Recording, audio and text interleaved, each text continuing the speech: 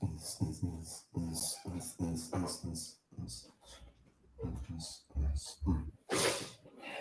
gotta hit the chop. Perfect. Gotta hit that. Here we go.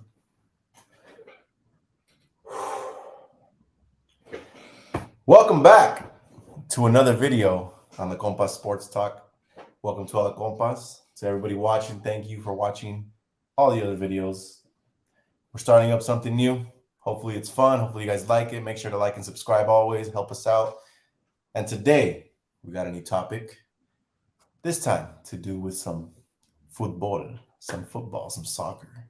So our favorite sport there. And we're going to have a good talk today about creating the best starting midfield trio that you can with current players right now and the top midfield that there is. I'm ready. I know Doug is ready for this one. Let's He's do ready it. to bring the heat. I've been waiting for this. We're ready to debate. I hope you guys are ready to watch. Let's get into it.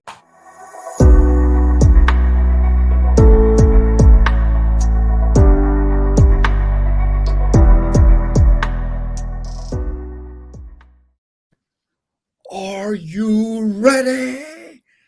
Yes, maybe. I am definitely ready. At least I think I am, because I feel like I got a pretty damn good trio. But I also don't think there's any right or wrong in this. I just very interested to kind of hear your points of view on why you chose those players and why you think they'll play very good collectively, have good chemistry, be compatible. So I think all of those things have to be taken into consideration. Yep. And I'm gonna choose to go first because I feel like we might have one player at least that is the same player.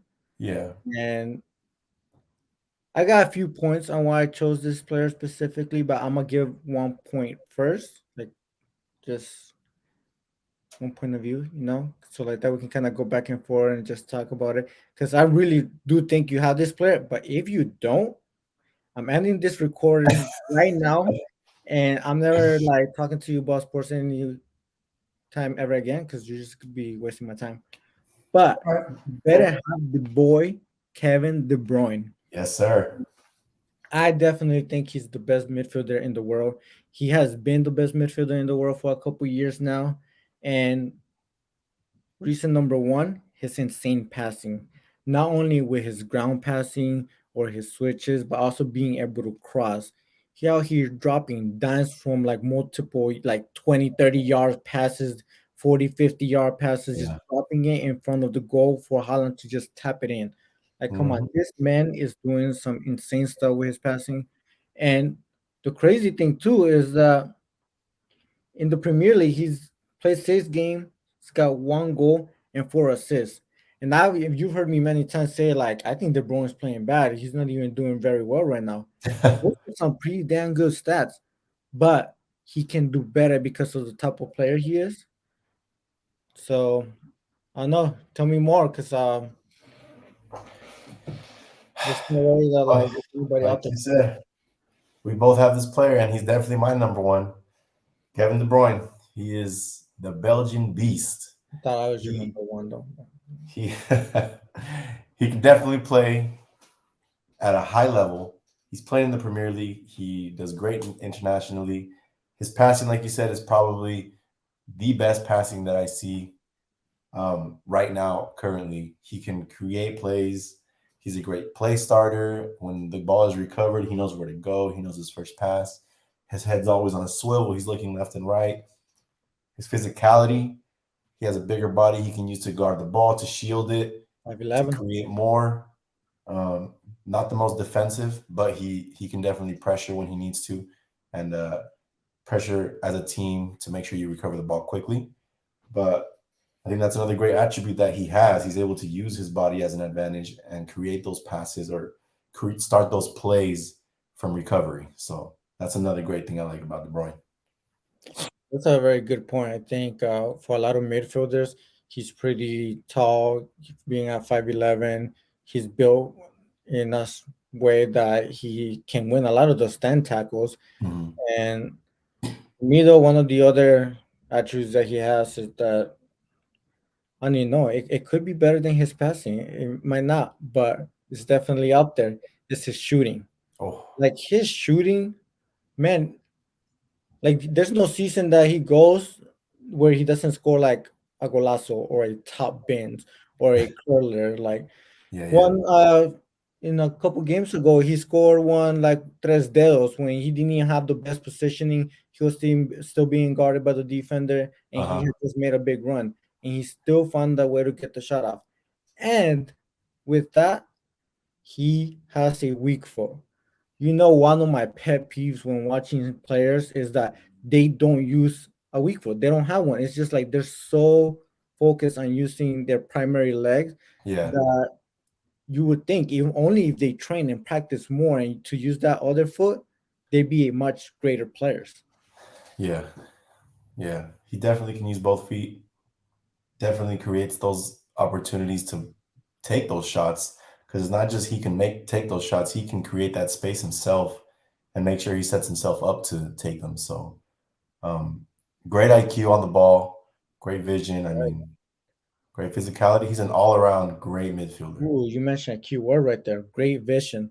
I remember like playing FIFA. I think one of the commentators would say, "What a pass!" But like having the ability to do a pass is one thing, but having the vision to see it is another. And he definitely has that. Yep. That's top notch. Um, let's move on and let's get into your number two midfield. Now, again, this is not top three overall. This is a trio where you can combine and make the best midfield together. Like this is your starting trio that you would use on your team A based on. starting exactly that you can put right into a team to create a great midfield. I'm really hoping we don't have the same players next, because Yeah, I then want to debate a little bit. I want to talk about why we like certain players, and why we may have not chosen others. But I can get started with number two. And I'll tell you right now, what any team needs is someone who can recover the ball as soon as the ball is lost. Someone who can pressure and make those interceptions and pressure the other team to lose the ball, which is why I'm going to go with the one and only Joshua Kimmich as my defensive mid in the trio. I hope I hope we can debate a little bit, but I have a feeling here by the face. uh, well, this is how you know it's not planned, but keep going. Tell me this. He is just the way when Pep came into Bayern, took him from the right back position and said, you know what?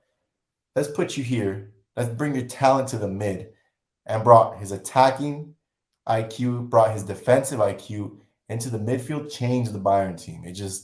It created a whole new pressure in the midfield to make sure teams are quick on their feet. Because if not, you got someone right behind you about to take that ball. And Kimmich is that guy who just pressures nonstop and makes sure he doesn't lose the ball and make sure he recovers as soon as possible. So that mentality that he has, it just creates more opportunities for a guy like Kevin De Bruyne to start that play. So very complimentary, I think, and that would work well with the trio. So that's my number two.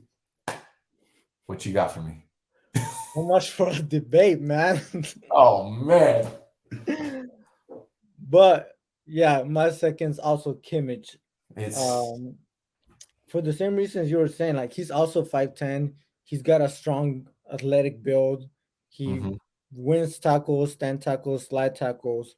He's the defensive player that you need behind a player like De Bruyne. mhm. And I think he's also like a box to box type player. Like he's got Okay. lungs. Like he be running all over the field, back and forth, side to side, all game. And you talk about it, his versatility, going from playing right back to playing defensive mid, but he's also placed in the mid at times. He's played cam at times. He's even played left back, and he's even covered at center backs at times. So Mm, you always want to have a player that can be versatile on your team. Um, and that's a then one good. of the other things that I really do like about him is that he's a great leader as well. Like he's Yeah, very vocal and he's always just pushing his team to do better. that's a good point that you said about versatility because not every team has a player where you can just move around and say, you know what, I need help here, move up to this position, or you know what, we need help in the defense. You can push him back. So him having that defensive and attacking mentality, like you said, a box to box player, it just makes it so much better to have a player where you can have so much options to build a team around. And that's why I think he complements so well. Maybe not even just Kevin De Bruyne. You may have some other midfield that you like that can complement well with, because he's so versatile and he can play different roles in the team. So depending how you want to play him, I think he's a great choice for number 2. Should I even tell you my number 3, or like do you already know it too? Like, You know what? Give me your number 3. I hope it's not the same, because we'll see. We'll see what you got. my number 3 option is young Pedri. Please, did you choose Pedri? No. Okay, but see, I think I know why you're reacting like that. But listen to why I chose Pedri. Okay. Tell We me. got Kevin De Bruyne, 5'11" at 31 years old. We got Joshua Kimmich, 5'10" at 27 years old. Now we got Pedri, 5'9" at 19 years old. Now, De Bruyne's not necessarily old. Kimmich is still in his prime, but I want some youth on my trio. I want some energy, Mm, something fresh. Because when we combine the three, we got an average age of 25.6 years. Like that's prime time right there. And Pedri, why Pedri? I mean, honestly, I look at your jersey back there. You got Andres Iniesta out there, and he has. No one get mad because I'm a huge Barca fan, Iniesta fan, but he has the potential to surpass Iniesta. Maybe he won't do so in regards of achievements, but he can in regards to playmaking, agility, passing, and scoring. Because even mm, though like I got him out here, I would admit that he's not the best scorer. He definitely can improve on his finishing. yeah. Um, but I'll stop right there and I'll let you go with your next player. All right. Well, we may have debated this before, but how the turntables There's no way, bro. There's no way. All right, all right. I already know. flip, I already know who it is. I already know who it is. in my opinion, Pedri was close. I'll say it right now. He's an honorable mention for me. He's definitely someone I could definitely put in my starting, but someone just edged him out, and that's none other than his own teammate, Frankie de Jong, the Netherlands beast. This is insane. Like, should we tell them like why it's insane? Maybe it is insane because just a couple days ago, we were arguing the opposite side of this argument towards each other. So, Oh, but you know what? Those arguments might still stand though because we're not talking about like who's necessarily better between the two.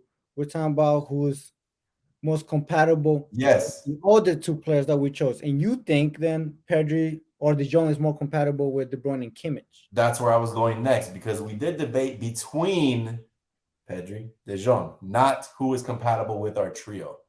And I think from the experience that De Jong has, compared to Pedri's, I know he's young and he's done a lot already. He's proven a lot.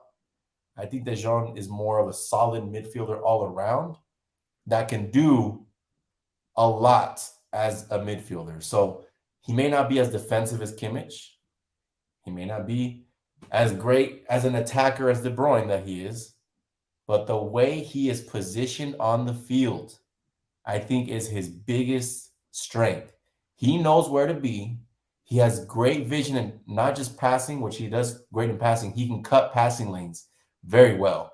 So if you notice any highlights, any film on him, he's got his head on a swivel and he's taking space before anyone even sees this space. He's moving into this area.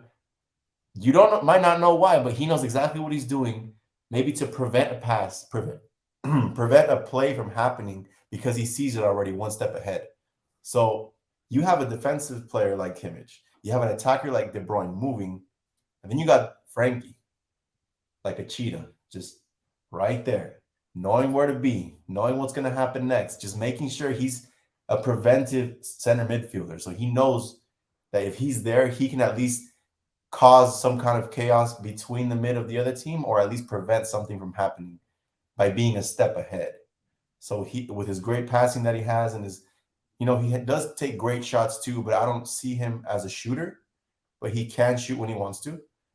I think his passing and moving around the field without the ball is a big plus that he has.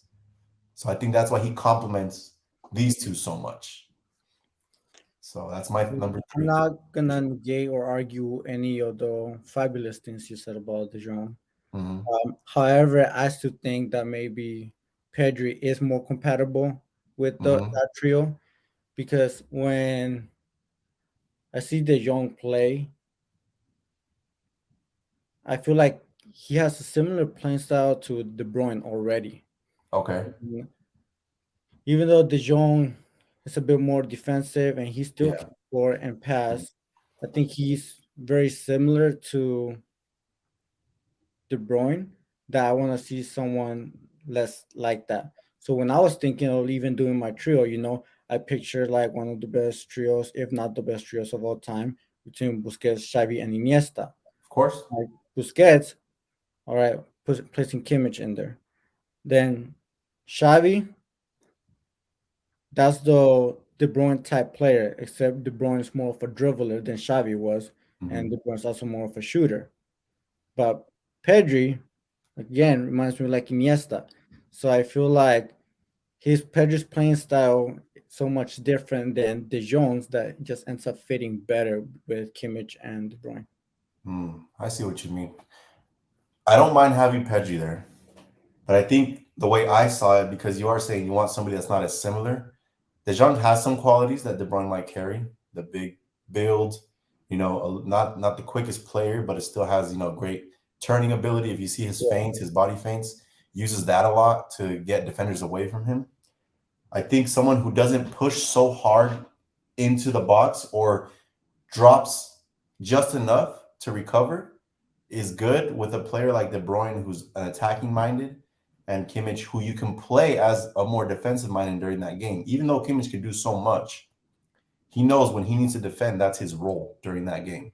So he's very well at taking on roles for that team. So in my case, if I were to start this midfield trio, I would play Kimmich deeper down, kind of in front of the defense, and have De Bruyne play more up high, and then have De Jong kind of going across in that mid area, being ready for any passes that come through, being ahead of any pass that or any counterattack that team creates. If De Bruyne pushes up and leaves that space there, De Jong's going to be there with Kimmich supporting him behind him. So. I would say definitely in like counterattacks and just in defense overall, like your team would be better. Mm-hmm. Midfield would be better at least because of De Jong being that much better than Pedri as a defender. Because Mm-hmm. we've even seen that versatility with De Jong in playing center back at Barca at times. Exactly. Yeah. Um, like me, like I set it up similarly. Kimmich, CDM. Then I have like two center mids, but I have De Bruyne on the right side and Pedri on the left. Mainly Okay. because that's where Pedri's kind of been playing right now on the left side, while Gavi's been on the right. And De Mm-hmm. Bruyne, I would not really prefer him having there, but the way he's been performing on that side this season so far, like that's where the big cross came that he gave Haaland in one of the games in the Premier League. And but I think with De Bruyne's quality, though, and him being the best midfielder in the world, he can play like anywhere in the midfield because he Yeah. has that IQ to be able to adapt. Yeah. De Bruyne's got next level IQ, man. He's great. What was that your only honorable mention though, Pedri? Or did you have somebody else in mind? You know, I like Bernardo Silva just because the way I've seen him play this season with Man City. He's been starting, and he's kind of a low key player. You don't notice it much because he creates he's part of the play, but never really like the person who assists, or maybe not the person who might you know make the goal. But he's always a critical part of it because he's also that player that can move quick. He's very agile, Yeah. and he can give you a nice pass to create the next big play to open up that play. So he's a good starter in a big play, and I think he sees that when he gives that pre-assist, if you want to call it, to create that big play. So he's a great honorable mention because he's kind of, I think I could compare him maybe to even Pedri, how Pedri can do that as well. Not as young because he's been playing for a while, but he creates a very good opening up the play because he's that attacker and that agile. Just like Pedri is, he's more agile than these other two, and he can move, a lot more and move quicker than these two players like Kimmich and De Bruyne. And Bernardo Silva has that quickness to him, and he's a great dribbler, and he's played wing, so he has the skills and the dribbling to be able to beat defenders and create and open up a big play. So I'm gonna name a few other midfielders just so like people don't think we're biased because we just got Barca and Man City. Pretty much, yeah. But like very very close, like a player that has all of what all those players have, besides maybe the defense, but can pass, can shoot, can dribble, very agile, can control the tempo of the game. And Ooh. that'd be Luka Modric. Yep, there it is. The only reason, do I think Luka Modric is better than De Jong? Yes. Do I think he's better than Pedri? Yes. But and he's playing really well this season still. But the only reason I did not choose him was because he's 37. So that is the only reason. Because again, like when I think about my trio, I want a trio that can be able to grind, put in work, but still not a trio that like I'm just gonna play for 1 to 5 games. Like a trio that's solid for years. Yeah, you're thinking manager slash team owner mind IQ kind of thing. Yeah, I'm thinking just now what I would do. Ultimate team, FIFA Ultimate Team, right now. FIFA Ultimate Team. Yeah, you're thinking, who could I have in my midfield that could take me 3 to 5 years and combine and just mesh well together. So I see what you're doing with the different names. A very close one that's doing really well and still like at a good age that I would consider was Valverde. Oh, It's just killing it this season again. he's been doing great. He's been doing great, and I want to see more from him because he is still young, and I think he has the potential to be probably one of the best starting midfields in Madrid right now. So if he can keep going and keep his form, he's going to start everywhere, no matter what. So I'm liking that. This was actually fun. I know we had two players that were the same, but glad we were able to have a different player at the end. And funny how things did change with some of the players we were arguing about a few days ago. Definitely.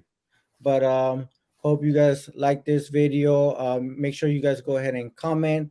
Go ahead and let us know who you think the best midfielder in the world is right now, or write down who you think will be your best trio. Yes, definitely. Well, And we'll catch you on the next one. until Nos next vemos. time. Peace.